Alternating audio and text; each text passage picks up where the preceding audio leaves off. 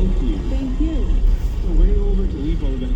Leaf, I'm sorry to, like, the start of this whole conversation would be like, hey, you write songs that make people cry. But, like, that's the thing that happens, man. That, you know, and I love that about you. That's something I've that cried so many times with these songs. that's the real thing.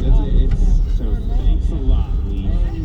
Ruined many evenings with beautiful tears. Thank you. If you don't mind, I'm going to share your story. So Leaf is a singer-songwriter originally from Ottawa, now living in Montreal. But he started his musical journey in a way that I think we should talk about. Playing songs off the radio using instruments that he inherited from his grandfather. We're talking about harmonica, guitar, piano, and an old fiddle. And then a trip to Iceland changes it. A trip to Iceland is sort of